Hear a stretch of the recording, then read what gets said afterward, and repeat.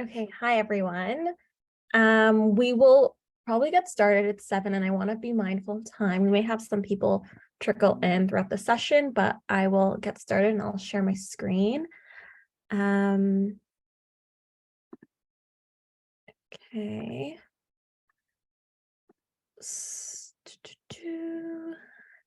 And play from start.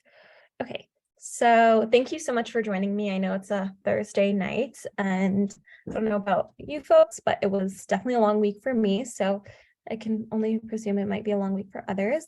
So yeah, today I'm presenting the seminar on how to ace a medical school panel interview and some tips and tricks to stand out. My name is Gelila and I will introduce myself in maybe the second slide or something. So before we get started into the seminar, some important pre-seminar information is that this seminar is recorded and I will be presenting helpful information and I'll be advertising packages at the very end in case anyone is interested in doing a one-on-one consultation with me to prep for their interview or for application advice. So yeah, please feel free to reach out to me on acceptedtogether.com about any follow-up questions from this seminar. Okay, so a little bit about me. I am a second-year medical student at Western University. I did my undergrad at McMaster with a degree in life science, and I graduated in 2020. And then I did a course-based master's in global health at McMaster as well. And I graduated in 2021, right before starting med school. So I have 2 years of consulting experience and I supported over 40 clients with either application prep or interview prep. And I was able to support students in getting accepted to medical schools at UFT, Western, Saskatchewan, Manitoba, Queens, McMaster, and Ottawa. I also had quite a few friends when I was in first year who was applying to med school, and I supported quite a bit of them. And so some of them got acceptances to McGill, Dalhousie. I'm not sure if I'm missing any others other than the ones that are listed here. But so quite a range of experience with interview or application prep. Some of my interests include mental health, global health, mentorship, and increasing racial representation in medicine. And my favorite show is One Tree Hill. I don't know if anyone has watched it, but it's definitely a really, really good show. Okay, so I will go into the agenda for today. I also want to mention, I do have a Q&A at the end, but if anyone has questions like in the middle, I'm happy to take questions. Like we can make this informal. It's a small group and I'm very, very friendly and open to any questions. And it doesn't even have to be about interview prep. It could just be about anything related to like medicine or my experience. Okay, so yeah, so for the agenda for today, so I'm going to talk about like how to prepare, the types of questions to expect, some do's and don'ts. There's like about 3 practice questions at the end, and then we'll have a Q&A period. I just want to clarify that this seminar is mostly for like the traditional panel interview, and that's typically Western, Ottawa, who does panel interviews. And then I believe Queens, the way their interview process is set up, it's like the first round is MMI. And then if you are selected to move on to the next round, there's like a 15-minute panel. So definitely different from other schools. Queens is quite unique. So yeah. Okay, so first things first, you've got an interview. Now what? So I just want to say, first of all, congratulations. This is a huge, huge milestone.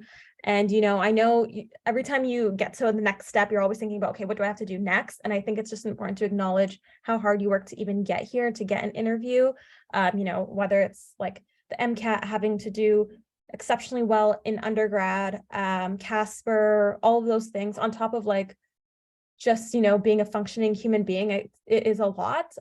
So I just wanted you all to take it all in. For the ones who've exceeded interviews, this is a huge, huge milestone. So yeah, so I just wanted to say congratulations before I move forward. Okay, so how to prepare. So I broke it up into 4 things and I'll go into each of them. So the first thing is kind of like learning about the main, most common medical topics, current news, and medical ethics. These are very, very important because they're quite integrated into the questions that will be asked. And I'll kind of elaborate further. Reflect on your experiences is the second one. So, thinking about your experiences in undergrad, it could even be experiences before then, interpersonal relationships, professional relationships, that kind of thing, and your extracurriculars, of course. Third one is understanding and practicing the structure of questions is really huge. At least when I was prepping for interviews, I was good at reflecting on my experiences. I was good at articulating them, but structure was always the one thing that kind of was difficult for me, because if you're anything like me, you have just racing thoughts quite a bit, and you jump from one thing to another, and you're just oh, well, let's get back to the main point, especially because the interviewer is not in your head. So being able to follow a good flow is really important. And so we can talk a little bit about that. And then the last and probably most important is practice, practice, practice. It gets very exhausting, especially if you have multiple interviews over the span of 2 months. You can feel a little bit exhausted, but it's important to practice and also recognize those points of exhaustion and the days that you just need to take a break. So like I said, each of them will kind of expand on. So learning about medical topics. So yeah, I already explained the first point. It's important because they're integrated into the questions. Current news is also important because they may ask you to give your opinion on a certain topic or to weigh the pros and cons of a certain policy. So it's important that you're aware of these issues because it'll give you some context on when you're discussing your answer. So, they may give you a policy question, what is your opinion on this? And you need to be able to know what the arguments are for and against it. So things for example, safe injection sites, that's my go-to one I use. You're going to need to know why people may be against, the creation of safe injection sites and why people may be for it. And same things with I don't know, early retirement age for a physician, or rural medicine incentives, things like that. And we'll discuss, the structure of these questions later. So here are some pertinent topics. I created a list and some resources. I'll go through them. So what I used was, there's a website called Healthy Debate, and it's all things related to Canadian healthcare and medicine and topics related to that. And there's articles and there's debates, and there's a tab at the top, and it breaks it down based on topic. So let's say if you're quite familiar with I don't know, a lot of things, but specifically Indigenous health is something you're not the most well versed in, it'll show that tab and how many articles there are, and you can just read through them. Not everything will be relevant for you, but just point at think about the main things that are going on, the things that you think you're not very aware of. Second one, I believe it's white coat black art. That's how it's what it's called. Sometimes I mix them up, but I believe it's white coat black art, and it's a podcast, and it's by a doctor. I believe he's from Toronto, and he kind of interviews different healthcare workers, talks about the most important kind of current topics, and it's really, really insightful. And like I said, I would just listen to the episodes that you think you are not the most like I said, well versed in. So sometimes it could be racism, healthcare, can't think of anything off the top of my head, but things like that. Doing right is useful for medical ethics. I think I just read a summary of it. I know people swear by the book, especially for Casper and interview prep, but personally, I did not have the time, and I'm also not a huge reader. And if I do choose to read, it's not going to be a medical ethics book, let's be honest. So I just I found a summary online, and I just read the summary of the main 4 things. So non-maleficence, justice, autonomy, and beneficence. Knowing the main the pertinent arguments for those things are quite crucial. And then last thing is the news. I'm going to go into this later, but also it's important to know, especially if you're interviewing at a school that is different from the city that you reside in, it's important to know what are the most important things that are happening in that city. So for example, if you're interviewing at U of T, the homelessness crisis is a huge issue in Toronto. It's a huge issue in Ontario, but specifically in Toronto, and I know I think this week the Toronto Council like denied opening up like 24/7 access to warming centers for homeless people, for people experiencing homelessness. So that's a huge thing, and that can be like a topic of discussion. So social determinants of health is a huge thing. I know in Western, it's like knowing like being well versed in like rural health and like Indigenous health is quite important, because Western University the population that they serve is like southwestern Ontario, so it's all like rural medicine, and so it's important to know what the main things are and like related to the city that you will be like living in if you go to that school. And so yeah, so pertinent topics, I won't read all of them, but here's a list. So like medical assistance in dying is huge. I think a big one is medical assistance in dying for people experiencing like mental health conditions is a quite quite a current topic right now. Safe injection sites, organ donation, gene editing. Privatization of healthcare is quite current too, so that's important to know. Racism in healthcare, I already said homelessness crisis, all these other things. And yeah, so I would, if you want, you can screenshot this or take a picture, but I think these are important, and there's probably others, but these are like the ones I all studied for. Okay. So the next main thing of like how to prepare is to reflect on your experiences. So you probably already done this during the application stage, especially if you apply to like Western or UFT, where you had to write essays. Like reflection is quite critical for those applications. But it's important to understand like, okay, what motivated me to pursue medicine? What like qualities, what experiences made me suitable for this for the program or for medicine? What are some challenges or failures that you faced? Your strengths, what are your weaknesses? What are some formative experiences in your life?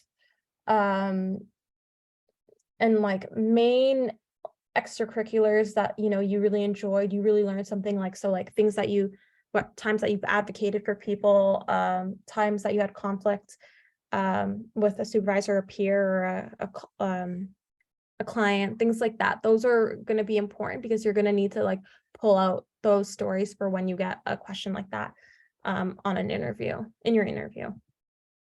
So yeah, so reflect on experiences such as, like I mentioned, conflict with peer, conflict with the supervisor, time you received feedback, both positive and negative. What did that teach you? How did you react? Those kind of things. The time you problem solved, the time you led a team, a time you were unfairly like judged or criticized or discriminated against, and a time you felt overwhelmed. Those are some main ones. There's also others. And through practice, you'll like be exposed to different ones. Okay, so the general format for scenario questions. I realized, okay, I'm going to go to the slide that says types of questions before we talk about structure. So let me go here first. So the types of questions you'll get with panel interview. So there's 4 major types. I don't know why it's formatted like 1, 1, 1, 1, but there's 4 major types. So the first one is personal question. So what drew you to medicine? Why do you want to pursue medicine? What does a typical week look like for you? You could get that question. Who do you admire most in life? What accomplishment are you most proud of?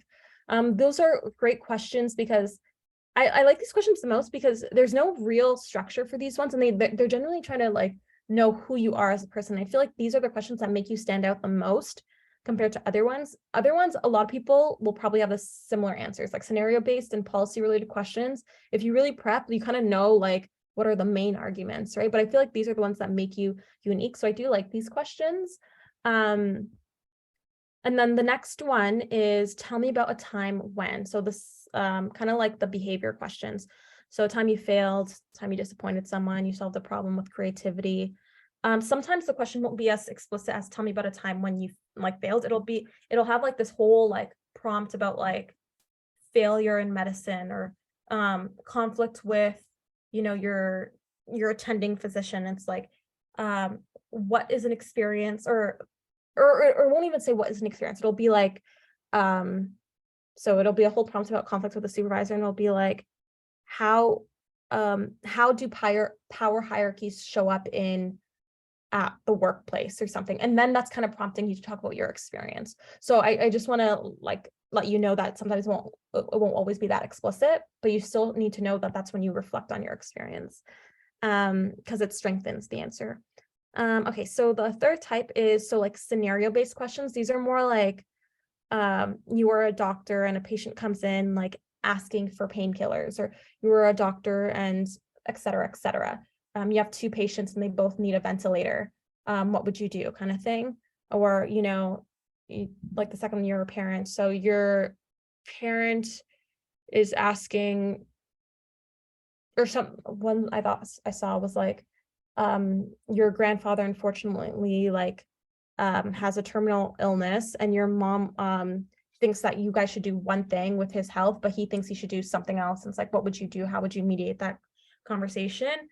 And then your peer, so you see your peer who's like unattentive, not paying attention in class, skipping class, et cetera, what would you do in this situation? So those kind of questions. And then I'm just telling you the types of questions. We'll talk about the structure afterwards, but yeah, so those are these are pretty important in terms of structure, I feel like.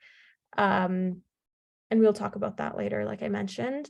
And then the last one is policy related questions. So this will be like, they'll tell you a specific policy or a specific like thing that's going on in the city, the country, the province, whatever. And it's like, what do you think about this? What are the pros and cons of this? Do you think this is safe? And then you kind of have to like weigh both sides and come up with your specific solution. And it's important for these questions to always actually like land and make a decision. Don't just say like, I see both sides and then like not really have a solid answer, because that is a pretty big like red flag. Okay, so now we'll go into the structure. So for the scenario questions, so these are the ones that are like, you're a doctor and a patient comes in. So the way to structure it is basically, you can summarize it, but don't restate it fully. And this is important because for traditional panel interviews, most of the time, like the interviewers are just asking you the question like without you seeing the prompt, right? So don't, what's the word I'm looking for? Don't underestimate how difficult it is to like remember what the question is, especially because I remember for Western, like the question was like, one question was like so long. And I was like, as the interviewer was reading it, I was like, oh my goodness, like I don't even remember like the first half of what this lady said. So like you can obviously ask like, oh, I'm sorry, do you mind repeating this? Or a good way is like, if you summarize the question, that's a good opportunity for them to like correct you if you misinterpreted it as, or if you misinterpreted it. So if you're just like, so from my understanding, I'm a doctor and a patient is coming to me with this complaint. And so the way I would approach this situation is this. So that's a good way. Especially, you definitely don't want to like be like 90% through your answer and realize you're like answering the wrong question. That's not fun. So after you kind of summarize, it's important to mention the things that you don't know, like the factors that you don't know and what you need more and when you need more information on. So, because this is really important because you never want to assume information that you don't know. So like, I don't know, a quick example is like if a patient is coming to you and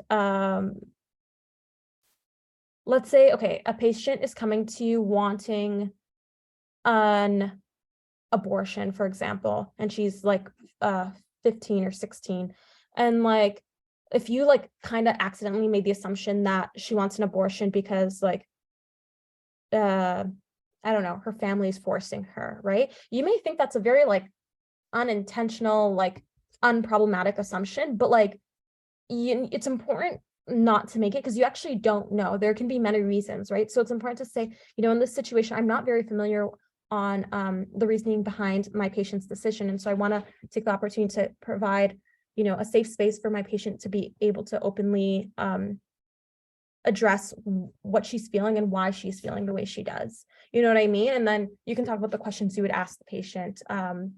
So that's like how you would approach it. Mention the important players in the scenario. So yeah, so that just means important players and important factors that you need to consider, like patient autonomy versus like patient's overall well-being. These are the main things I want to consider in this situation. And then you want to mention your possible action plans, including alternative solutions. So this kind of means like, it really depends on the question, but what it means is, let's say, oh, if your patient is compliant and is willing to do this, this is what I would do. However, if I realize that my patient is not comfortable with this, I could possibly refer them to this. So it's kind of like having two kind of avenues of what you would do in case, depending on what the patient feels. And then the last one, and this is like depending on time, you can mention a relatable personal experience. This point is only if you actually have a personal experience that relates to this. Sometimes you're not going to be able to have one, and that's totally okay. Like it might be something like the scenario might be something so obscure or so like specific that it's like I actually don't have one. So I don't think you have to always find something, because you don't want to be the person who like tries to grab experience from your personal life that actually does not relate to the situation, and it's like a huge stretch. So I'll give you an example.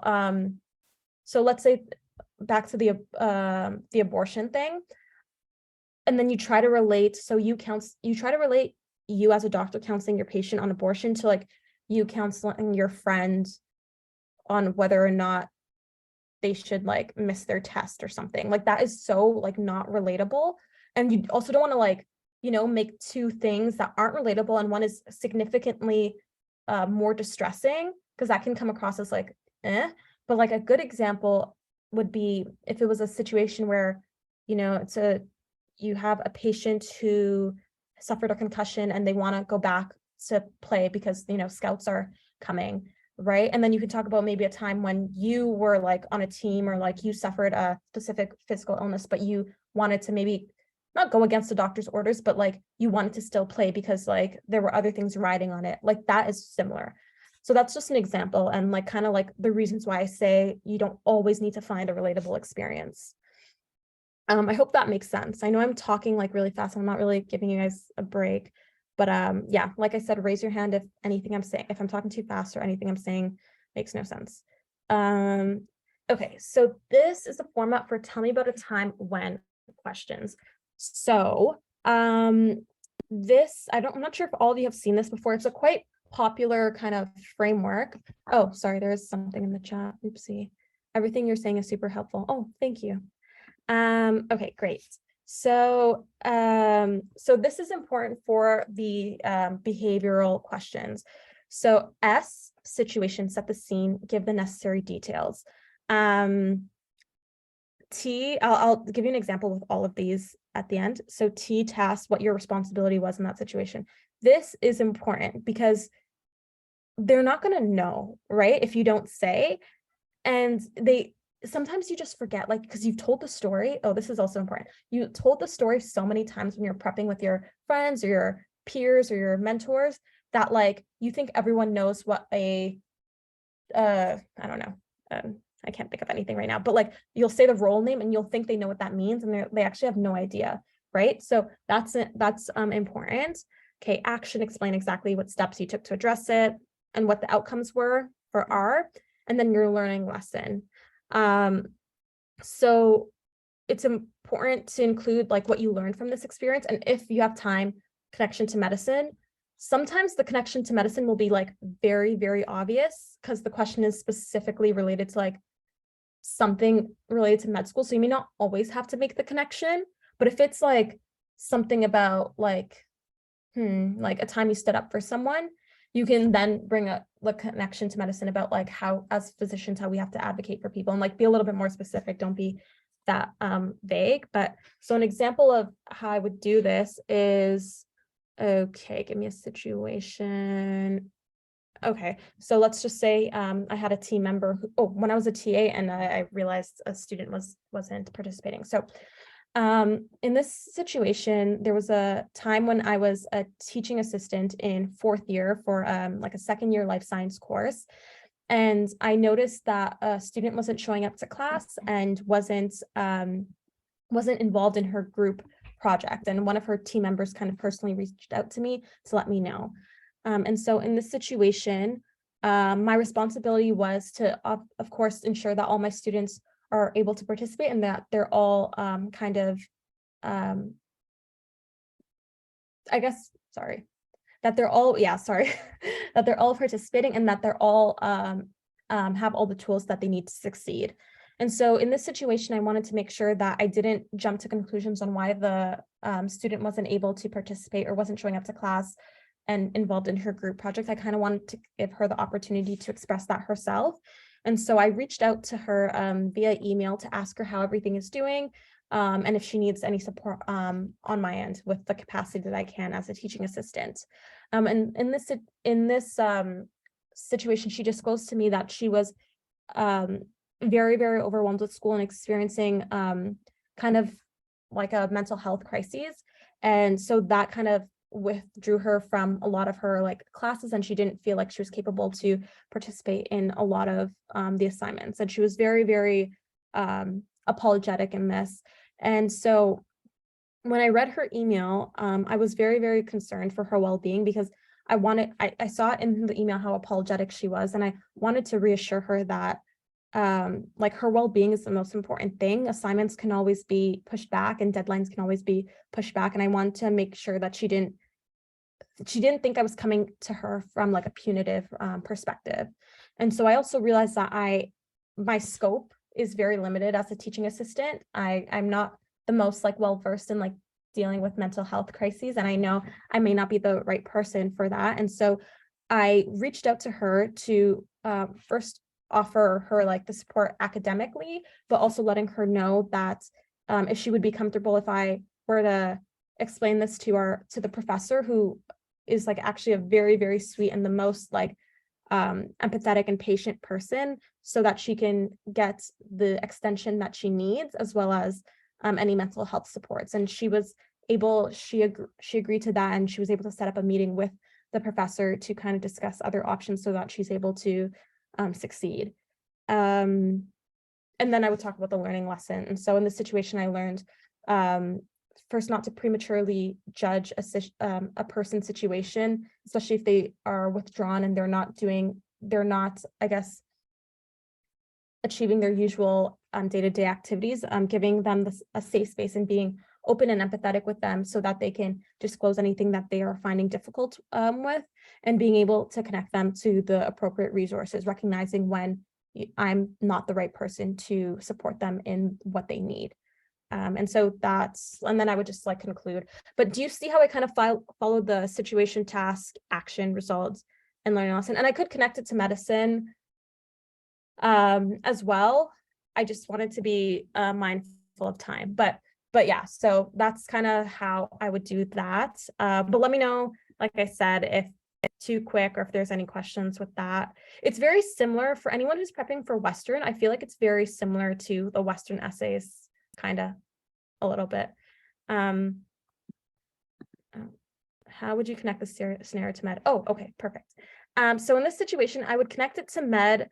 This is actually a great question. So, there's actually two ways you can connect this to med. You can connect it to like a peer experiencing this, or a colleague, because you'll definitely see burnt out colleagues, or you will be the burnt out colleague. Well, I don't want to say you, but like I've probably been the burnt out colleague. So it's important to, I would talk about how in medicine, we all have very, I guess, various obligations, and sometimes we can get very overwhelmed with all the tasks and the many things that we have to do on top of our personal lives. And so if I notice that one of my colleagues seems a bit withdrawn, or seems like they're unable to kind of meet up with the tasks that are needed, it's important that I ensure that I first don't create a judgmental environment to make them feel like less than. And I would want to be able to provide a safe space and ask them like privately if there's anything I can do to support, and understanding if they are not fully comfortable with me to be able to disclose that, but like offering support or offering like resources for them to kind of connect with in terms of if they need additional support. And this will happen all the time. Like I'm in second year, and there's been various situations where like a student like just needs some time and needs other people to kind of take on the ropes of like their work just because they're going through stuff. So that's one way you can connect it to like your peer or your like colleague as a physician, or you can talk about it with patient, like as a patient.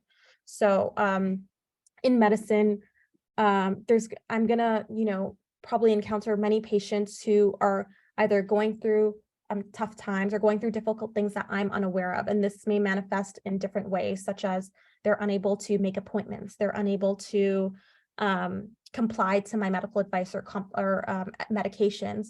And instead of prematurely judging and thinking this is, a difficult patient who doesn't listen to my medical advice, why am I, spending time on them? It's important to really, really listen to them and give them this time and the space to open up about anything that is difficult for them so that I can help come up with an appropriate plan and connect them with the resources that maybe I may not be the most well-equipped to kind of handle. And so like that's the way you could connect it to medicine from like a physician-patient standpoint. Yeah. Let me know. I hope that helps. Let's see. Okay. Oh, okay, no problem. Okay, so someone has quite a few questions. I promise I'll get to this at the end, just because it's quite a bit and I do want to be mindful of time. I really don't like being the person who keeps people like later than the expected time they're supposed to be here for. So I'll try my best not to do that. So do's and don'ts. So do's. Take a few, so for panel interview, if you need a few seconds after the question is read to you, take it. It is okay. Like I did that, honestly, almost every question for Western, because one thing I wasn't going to do is start talking and then be like, I don't know what my next point is. Personally, like if that happens to you, it's okay, as long as you're able to be like, oh, I'm sorry, I'm just going to take a few seconds to collect my thoughts. And I did that in the beginning. So whenever they would read a question, I'd be like, thank you. If you don't mind, I'm just going to take a few seconds to collect my thoughts. And like, they're always super kind about it. I try not to do it for every single question. I think there's probably one question where I didn't do it. And then the rest, like I literally had to. But the thing is, when I say take a few seconds, I literally only took like 5 to 10 seconds.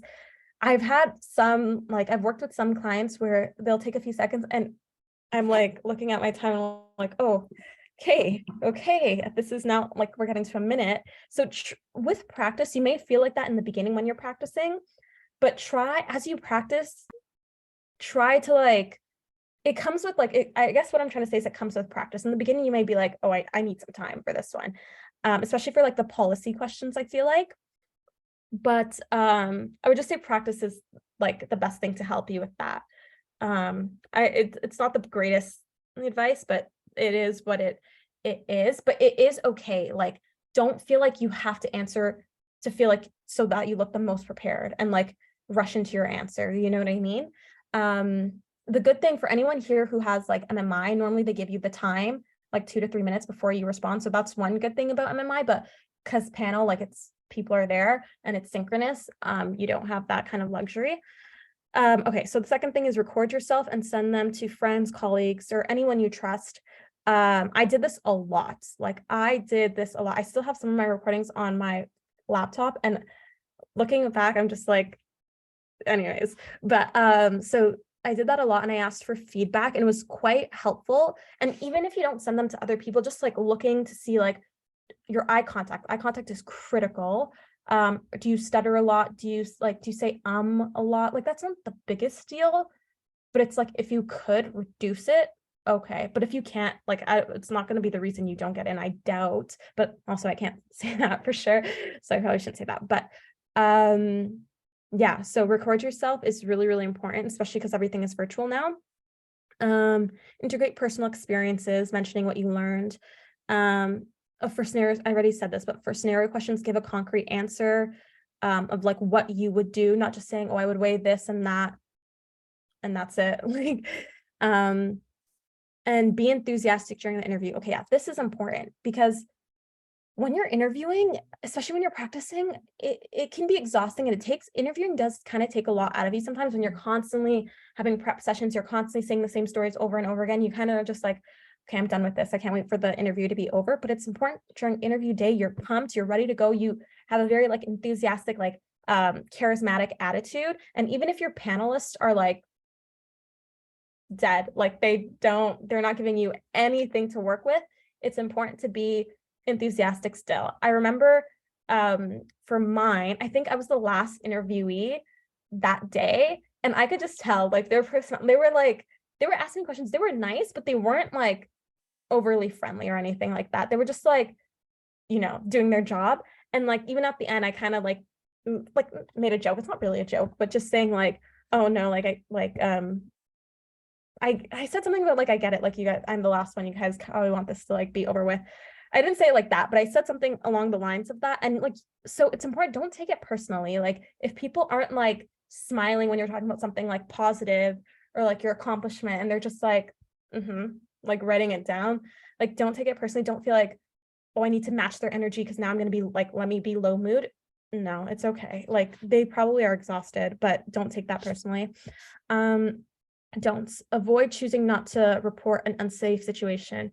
Oh yeah, so that's important. If you get a question on like, I don't know, a 16-year-old comes to you and admits that they are experiencing active suicidal ideation, like what would you do? I don't think you would get that question because like as a pre-med, like you wouldn't know, like we're literally learning about what to do in those situations now. So I don't think you'd get a question like that.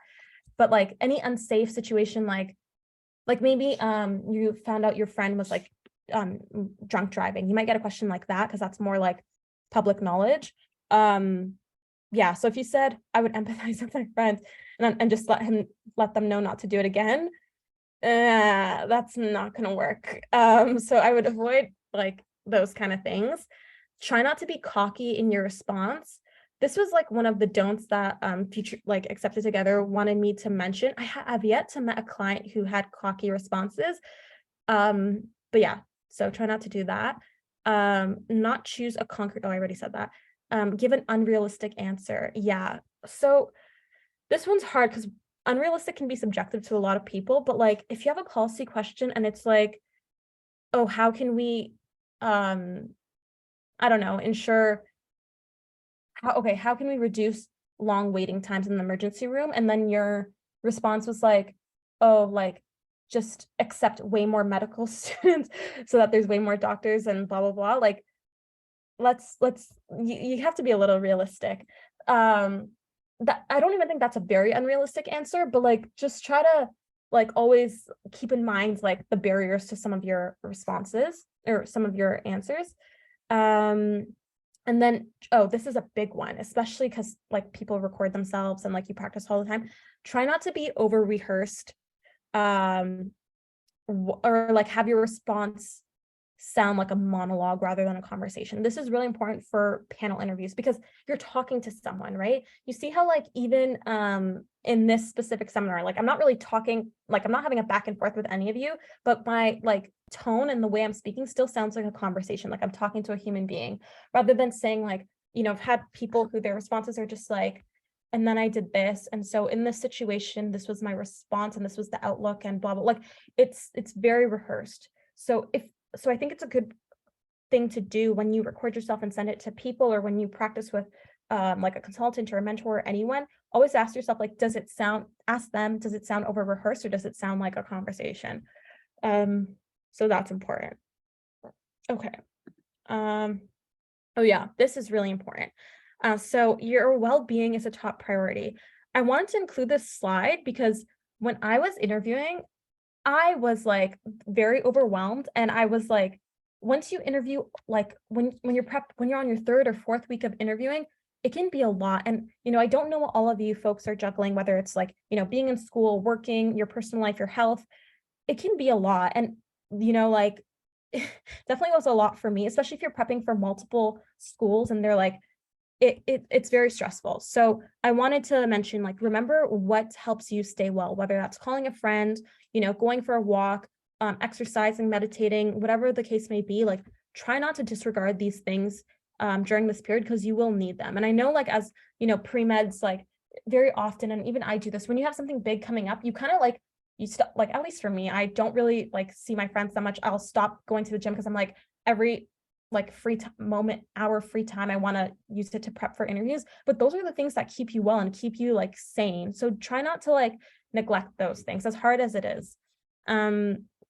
And yeah, so last thing is, you've already made it halfway there. Like, once you get to the interview stage, there's literally just one more step you have to do. You just have to tell your story and why you're there, and then, you know, you'll be able to get this. So that's what I wanted to let you know. And always remember, like, once you get to the interview stage, like, they already think you're capable of being a doctor based off of your like academic background and your experiences.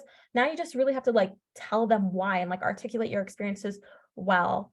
So yeah, getting the interview is like the hardest part. This is like, you just gotta like, or like, I don't want to make it sound easier than it is, but you just have to like articulate yourself well and come across as confident prep, and hopefully, you know, you'll be able to succeed. So, okay, personal questions. Oh, I think I meant to say practice questions. Okay, I'm gonna drink water. Okay, no chat questions. Okay.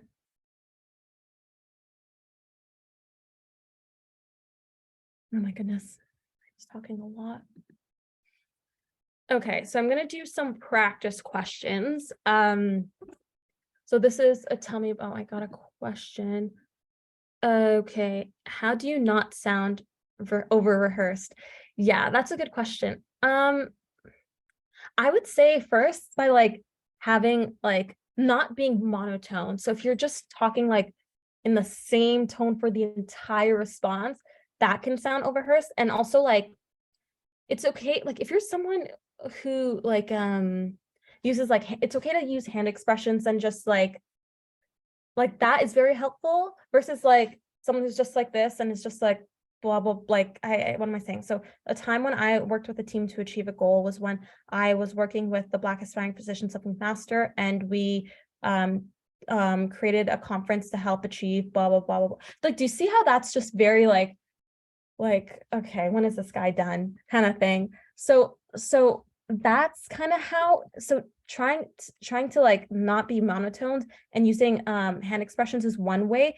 I would say the most important thing is like having like using facial expressions. It sounds so silly, right? But that's kind of how not to sound over rehearsed. If you feel like you do sound over rehearsed, I would just ask people like for their second opinion, because sometimes it can be in your head, right? I've only had like 2 people who've ever sound over rehearsed, and I mentioned it to them and they were able to kind of like loosen up. Yeah, so I hope that answers your question. Let me know if it doesn't. How do you approach role play questions? Yeah, this is a good question.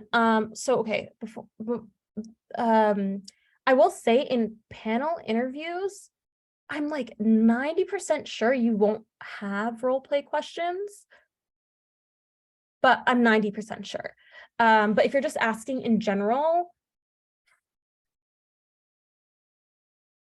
okay, if I'm being honest, I interviewed at UFT and Western and I didn't have a role play question, so I never really practiced them. And so I don't want to give you advice that I haven't utilized myself. And I've also never, like, I practiced with a lot of my friends who were applying for like who had different interviews in different places, and I don't think I even prepped with them on a role play question. So I'm really sad to say that I don't think I can give you anything that I think would be helpful. Like, I didn't even practice a question when I was, so I don't want to say anything that's wrong, unfortunately. But I think for like how to approach it, I would say maybe if you're stuck on that, maybe like I would YouTube it and see what people say. YouTube has been very helpful for me. So yeah, sorry. Okay, so tell me about a time you worked with a team to achieve a goal. Okay, so for this one, so we're utilizing the STAR approach. So I would start off by saying, during my 4th year of undergrad at McMaster, I was part of a club called the Black Aspiring Physicians of McMaster. where our mission was to increase racial representation in medicine. And we did this by creating events and initiatives for the Black student population to get involved in various activities and projects that would help with their application towards medicine. And so in this club, in fourth year, I was the president of the club, and our goal was we were creating our annual conference called the iRise conference. And since it was our annual conference, it was catered to a larger population. So we didn't want to just make sure it was only for students interested in medicine, but we wanted to make sure it was catered towards students interested in healthcare in general, because we realized through the years that there's not just a lack of diversity in medicine, but in various other healthcare professions. And so this conference was geared so that students were aware of the different professions, as well as learning different topics related to Black health. And so as we were kind of planning around the conference, I wanted to make sure that like all of my team members' voices were heard and that their opinions and ideas were integrated into the conference.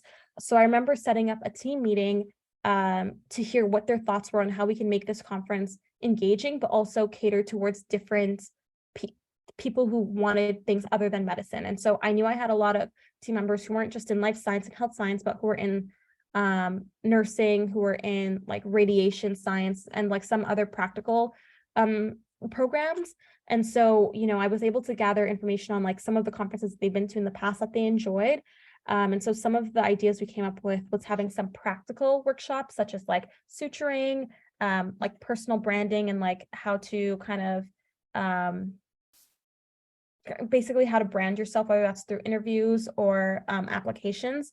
And then we also had different ideas on who could be panelists for our like interprofessional panel. And so in doing this, we were able to create a successful conference that did cater to many different needs. We were able to have people who were in like speech language pathology, people who were interested in genetic counseling and things like that. So we were able to have a successful conference and attract many different students interested in different areas in healthcare. And so I would say the major lesson I learned with this experience was being able to not just lead a team to achieve a goal, but also empowering some of my team members to come up with ideas that they can see come to fruition. I didn't want to be the leader who just kind of delegated tasks for other people that they needed to do, but I wanted to make sure my team members had the opportunity to come up with their own ideas and feel like their opinion matters just as much. And I thought that was really important, because I knew that once I graduate undergrad, some of these members are going to be the leaders of the organization. I wanted to give them some of that leadership experience early on. And so this relates to medicine. I hate this part, sorry. This relates to medicine because when working with, for example, my patients, I want to make sure that I'm not coming across in a paternalistic way. I'm not coming across as in telling them what they should do or giving them medical advice, but I don't take into account any of their needs. I want to make sure that they feel like they're just as part of the medical decision-making as I am, taking into account their needs, their circumstances, and what they think they can actually, I guess, comply with. And I gotta just conclude it.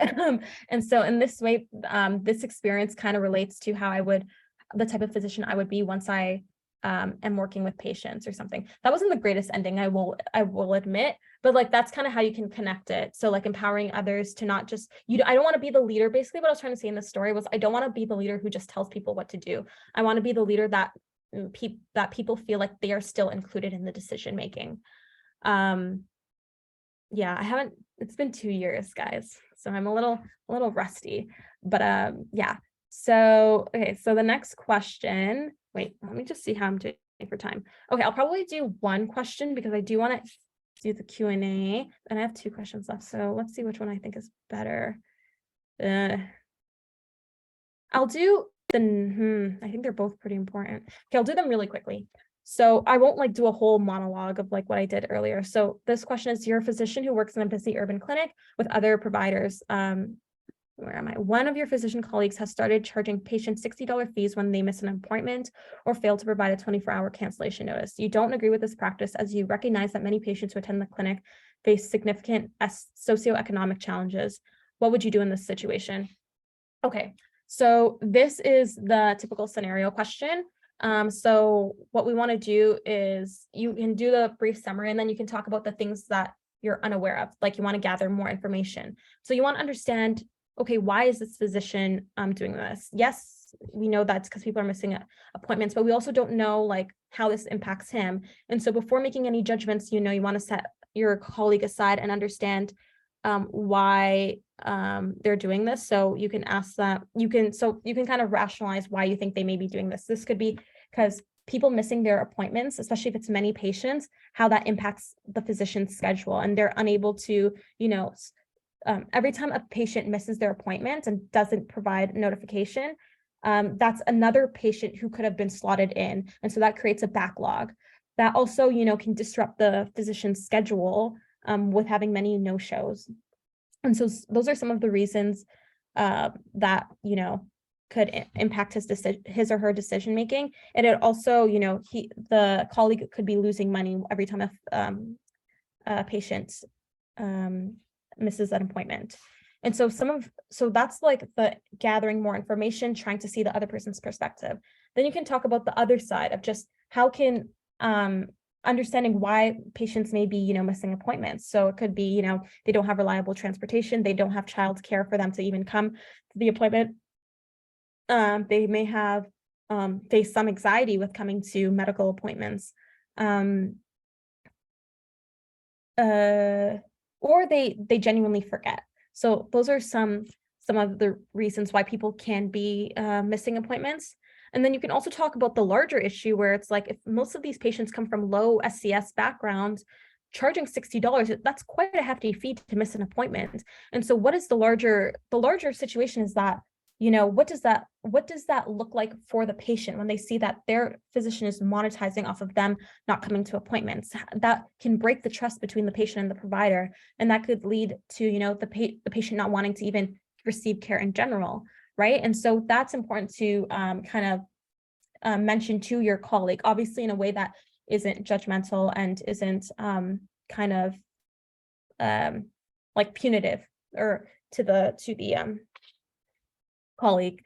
So with that being said, maybe you can discuss some alternative solutions to this issue, because you can see the colleague's perspective, but also the patient's as well. So maybe you can come up with a system, like an automated system for the clinic or for the physician, where they can send 24-hour reminders to patients via email or like phone, text, and patients can I have this with my dentist, but it's basically like, you have an appointment tomorrow at 5 p.m. confirm yes or say no. So things like that.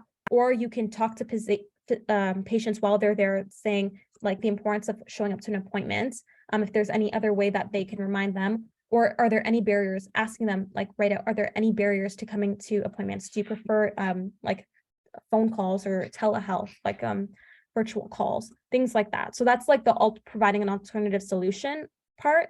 And then the last part is just concluding. So overall, this is what I like, just say the 3 main points of your whole thing.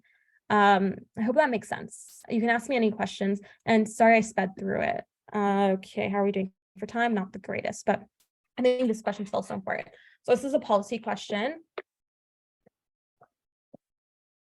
So the rate of suicide for Indigenous people has been reported to be as much as 4 times higher than that.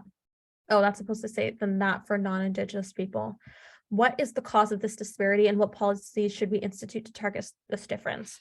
So for these kind of questions, it's always important to start off by saying, like this is a multifaceted question that involves many, many different answers. And so instead of getting overwhelmed by these kind of questions, because there's many things that like are included in this, you can say, although there are many things that cause this disparity, the one thing I want to focus on is this, because sometimes I'll have some clients like mention like 5 different things to target, and it's like it makes the answer just very shallow because you don't get into like the deep like rooted things. So I would just kind of try to focus on one or two things if necessary. So you, like for me, I would probably talk about like the lack of like culturally competent care that is accessible for Indigenous folks, and then talk about why that's important. And then what policies to institute. And so some of the policies could be like starting at like, well, first of all, recruiting Indigenous folks at a younger level. So exposing Indigenous like high school students first at the different the careers like in healthcare and or in social services in general, and then seeing if there's like a mentorship program to help them kind of like streamline that so that there are Indigenous folks who are able to provide this culturally competent care. And like in doing this, you can also talk about like some of the positives in having people who are treating Indigenous people who that are reflective of their identities, who can understand their circumstances, their upbringing, their culture, versus, you know, a lot of the time you'll have people who are very, very far removed from the culture providing these resources. And a lot of time it's because they don't have Indigenous folks that they're able to recruit for this. But you can see how that can be problematic when someone isn't, I guess, well suited in terms of like their cultures, especially because it's very unique and, you know, very integrated into who they are. So that's one way you can go, but that you can talk about the access to resources and how many of them are isolated from like urban areas so that they can't even receive access to these resources that is like in timely and quality.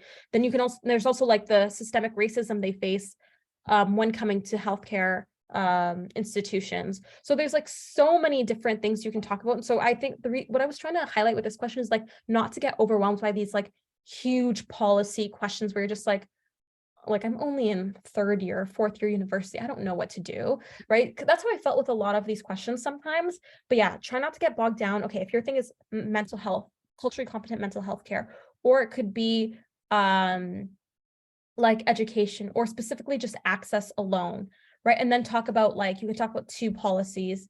So like one major cause of the disparity and like two policies. So yeah, this one is a bit of a difficult question. I just kind of want to showcase like one that isn't the most very straightforward question. I feel like the other two were a little bit more straightforward with structure. But yeah, sorry we have to rush through the practice questions. I did want to give an opportunity now to just ask questions. Oh, I also wanted to say, actually, sorry, two more things before we get to the Q&A. I also want to say for the panel, it's important to kind of like time yourself as you're doing practice questions, because it's different from MMI where they give you, okay, 7 minutes. That's how long you have to take for these answers.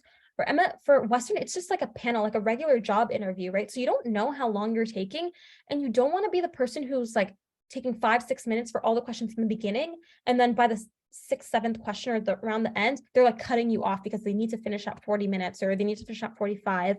And so they'll give you like a 15-second warning, like, oh, like kind of like wrap it up, and like even that can be quite stressful. So I would say aim for, it's really hard to tell, but like I would say like aim to like 2 to 4, 3 to 4 minutes.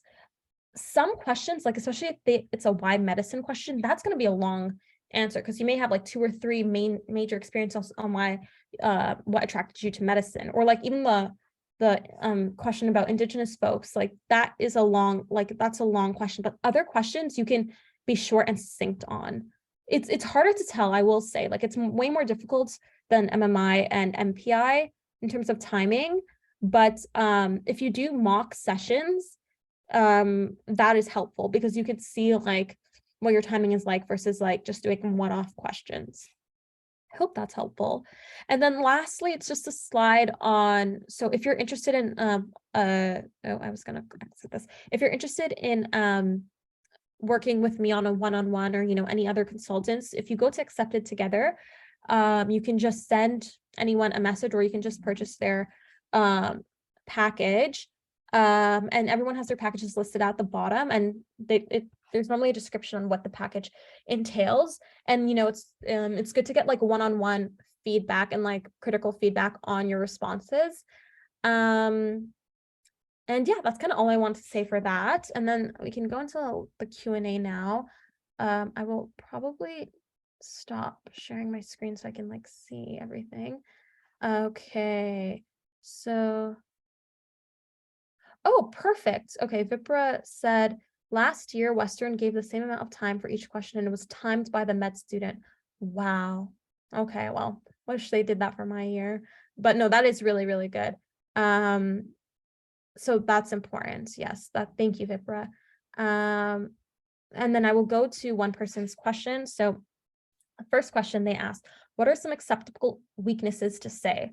That's a good question. I would say acceptable weaknesses to say.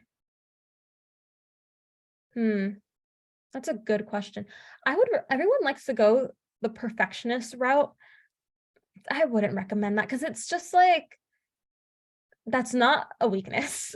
Like it can be a weakness in terms of like, you're very hard on yourself. Okay.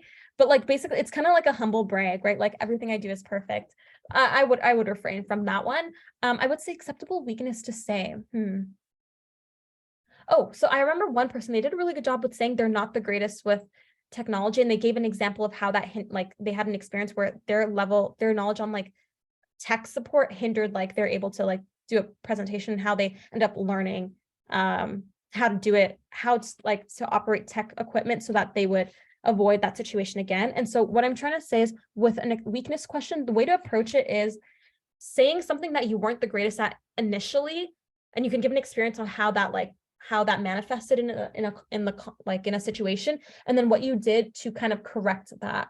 So you can even say like how like for example, in second or third year, you had a project and you found it difficult to delegate tasks because you used to be like you used to feel like it was difficult for you to delegate tasks because you didn't want to overburden someone. And it ended up being you overburdened yourself, right? And then you could talk about that situation and what you learned from it. And then you talk about now in group projects, what you do is you maybe ask people, okay, what are you comfortable with doing? What are you comfortable with doing? So that you mitigate you feeling like you're like a micromanager because you're asking what they are interested in doing, but also you're taking that burden off yourself. So that's like an example. So it's kind of like, just as long as whatever your weakness is, just showing how you've tried to improve it. Don't just start and stop with your weakness and you're just like, I'm doing nothing to improve it. Okay, thanks, bye. Try to like talk about like how you've done that. I think like for me, I think what I would say now, honestly, like that I've noticed in med school is like, I'm very introverted and like, I've just noticed how that can be kind of like a negative thing. Like I don't like put myself out there that much with like social things. And I just realized like that's more of a personal issue, but like I could talk about like how that can impact like building camaraderie in group things and rather than being like super isolated. And then maybe talking about like how I've tried to like put myself out there and how I've tried to like find groups of people where I felt like I belonged and that kind of thing. So I could talk about that. But I hope that's a good example. Okay, so next question, this person said, what are some unique features of Schulich medicine other than pathways available to diversify students and cadaver labs? Oh, wow, that's a good question. They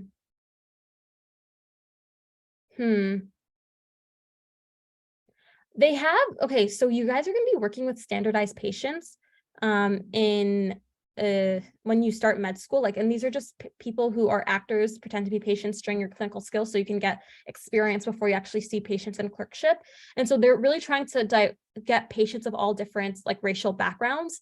And they are trying to like what med schools, what Schulich is trying, I can't say they're succeeding yet, but what they're hopefully trying to do is have like pictures and like that are representative of people of all different ethnic or racial backgrounds, if that makes sense. Like, so you're not just seeing what like a clinical manifestation on like someone's skin would look like on just people of I guess like whiter or paler complexion, but you see it like on a range of different patients. But you're absolutely right. They are a little bit behind. And we're like, I'm definitely trying, we're trying our best to advocate for that. So yeah, so that's my answer. What are your favorite things about London and Schulich? Schulich, everyone is really, really people are pretty nice, very friendly.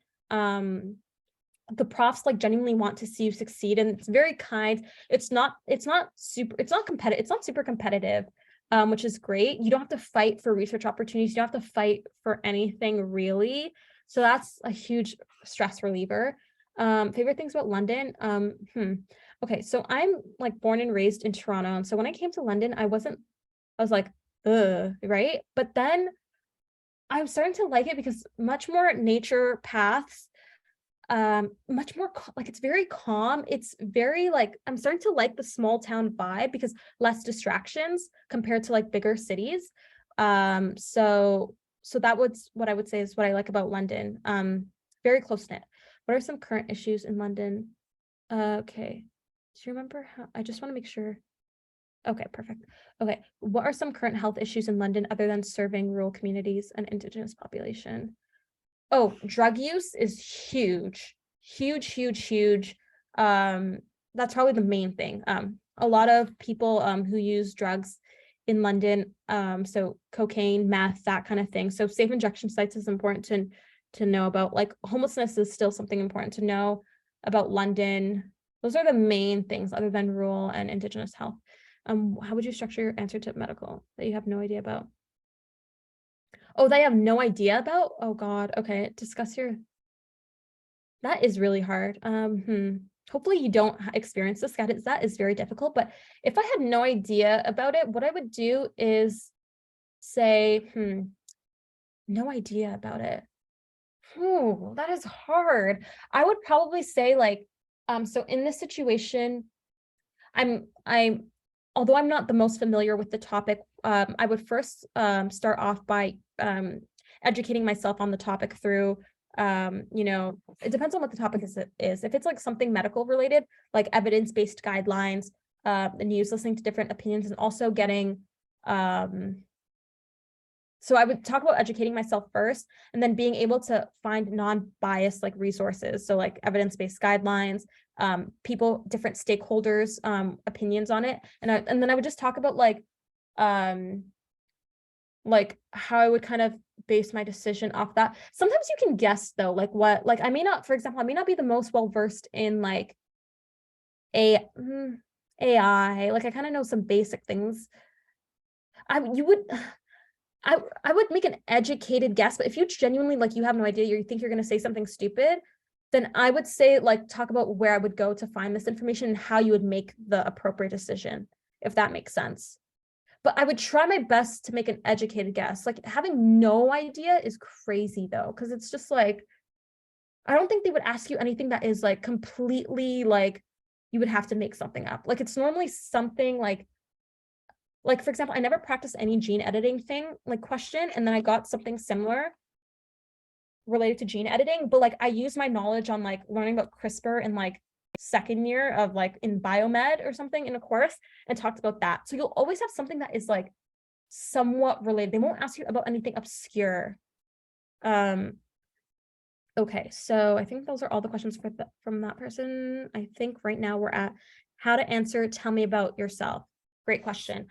So the way I would approach this, everyone is different, but I would think about like a few, 2 or 3 main things that genuinely make you like who you are. But what's important is like you kind of have a chronological order of how you approach it. So for me, I'll just give you an example. Like I was born, like I mentioned, I was born and raised in Toronto, but I moved to Ethiopia when I was in grade 7 because that's where my family's from. And I talk about that experience and how it shapes like the way I view life. And then I talked about like how it kind of made me want to do a certain thing in school, and then another chapter in undergrad, because those were my 3 kind of like formative years. And those are things like, especially my experience in Ethiopia, like that is not written on any of the essays, right? So I kind of talked about things that aren't just academic related, but everyone's just so different. Some people talk about, their experience being a caregiver, their experience with loss and grieving. Some people talk about their experience in like if they ever was a patient, and their first experience with a doctor. Like it's so hard to kind of answer, but I would just talk about what are the formative things about your life and what makes you who you are. And then maybe like what you can, and then maybe how it led to you being right there applying for med school, if that makes sense. And just make sure it's chronological. Those are my main things I would say for that. Hope that was helpful. Okay, I think those are all the questions. Does anyone have any other questions for me? I hope this was helpful. This session, it's recorded if you want to go back to anything, and there's all the other seminars that have occurred are also recorded if you want to go back to those. It's on the Accepted Together website. And if you have any questions, you can always message me on Accepted Together. I try to respond pretty quickly, like less than like 24 hours. And if you're interested in booking a consultation, you can book a 1 hour one or as many hours as you'd like. And there's also other consultants as well. But yeah, any other questions about my experience in Western, about surviving 2 years of med school? This was really helpful. Thank you so much. No problem. I'm happy it was, and good luck. No problem, guys. Good luck with everything, and I hope to see you at Western or wherever you end up. Good luck and hang in there.